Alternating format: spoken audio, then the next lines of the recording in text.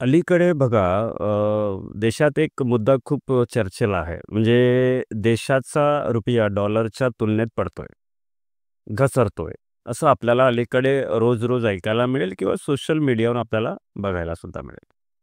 पण याची जी खरी कारणे आहेत, म्हणजे रुपया पडण्याच्या मागची खरी कारणे तरुणांनी राजकारण्यांना विचारली आहेत का?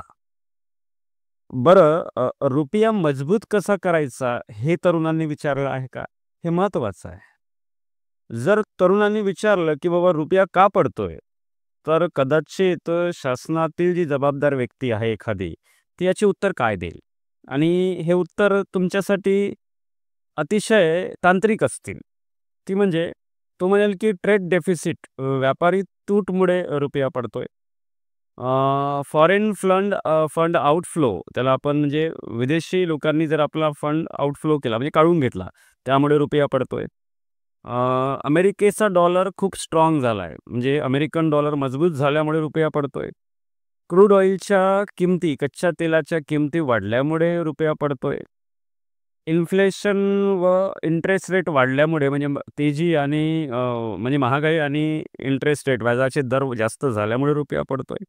किंवा ग्लोबल इकॉनॉमिक ज्या अनसर्टनिटी आहेत म्हणजेच जागतिक आर्थिक अनिश्चितता यामुळे रुपया पडतोय.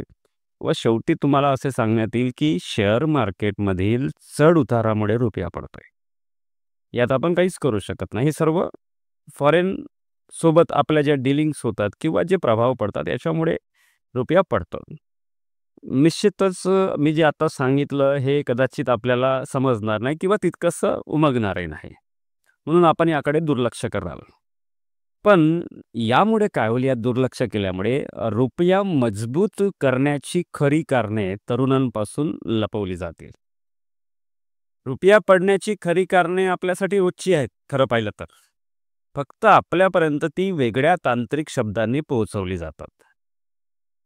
यामागची खरी कारणे सांगायची झाल्यास बघा तरुणांनी लक्षात ठेवायचं, की एखाद्या घरचा कमवता व्यक्ती समजा मेला, तर रुपया पडतो. कारण त्या घरची बाजारातील मागणी कमी होते. एखाद्या घरी शिकलेले तरुण-तरुणी बेरोजगार असतील, तर रुपया पडतो. कारण त्यांच्यामुळे बाजारात मागणी निर्माण होत नाही. एखाद्या तरुणांमध्ये जास्त पैसे कमवण्याची क्षमता असेल, शैक्षणिक क्षमता किंवा शारीरिक क्षमता असेल आणि त्याला कमी पगारात काम करावे लागत असेल, तर रुपया पडतो. कारण हा तरुण देशातील उत्पादनाला पाहिजे तेवढी चालना देऊ शकत नाही. एखाद्याची वर्षभर काम करण्याची इच्छा असेल, पण त्याला वर्षभर काम मिळत नसेल, तर रुपया पडतो. कारण हा व्यक्ती वर्षभर बाजारातील ग्राहक राहणार नाही. शेतीत जर सतत तोटा होत असेल, तर रुपया पडतो.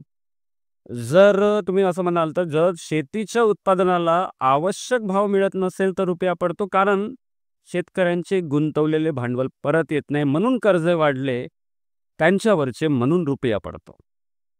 स्थिर रोजगार किंवा सरकारी नोकऱ्या बंद केल्याने रुपया पडतो. कारण यामुळे चैनीच्या वस्तू किंवा ज्याला आपण ऐशोआरामाच्या वस्तूंची बाजारातील मागणी कमी होते. या कारणामुळे सुद्धा रुपया पडतोय. आणि आणखी महत्त्वाचं जर मी बोलेन तर लोकांच्या हातात जर पैसे उरत नसतील किंवा ते बचत करू शकत नसतील, तर रुपया पडतो. कारण अशा बचतीच्या अभावी बँका भांडवल निर्मिती करू शकत नाही. आणि भांडवल निर्मिती जर झाली नाही, तर उद्योग निर्मिती देशात अशक्य आहे. आणि जर उद्योग निर्मिती नसेल, तर रोजगार निर्मिती तर त्याहून अशक्य आहे. या सर्वांच्या एकंदर परिणामामुळे रुपया पडतोय. लोकांचा जर उपभोक्ता खर्च कमी झाला किंवा लोकांची खरेदी शक्ती जर कमी झाली, तर रुपया पडतो. म्हणजे जर तुम्ही वाढणाऱ्या लोकसंख्येला बाजारातील ग्राहक समजत असाल, तर या समजेमुळेच रुपया पडतो. राजकारणी जर आपल्या जाहिराती करण्यासाठी जर संबंध देशावर कर्ज लादत असतील व हा पैसा जनतेच्या खिशातून भरत असतील, तर रुपया पडतो. आणि या माझ्या बोलण्याचं एकंदर सार जर मी काढलं, तर मी असं म्हणेन, ज्या देशात तरुणांची स्वप्न पूर्ण होत नसतील, अशा देशाचा रुपया किंवा कुठलीही करन्सी ही पडल्याशिवाय राहणार नाही. म्हणून आपण नेहमी बघा रुपया पडण्यावर बोलतो, पण रुपया मजबूत करण्यावर जे आपल्या सहज हातामध्ये आहे, याबाबत आपण आपल्या राजकारण्यांना प्रश्न विचारत नाही. ही तरुणांची खरंच मोठी शोकांतिका आहे.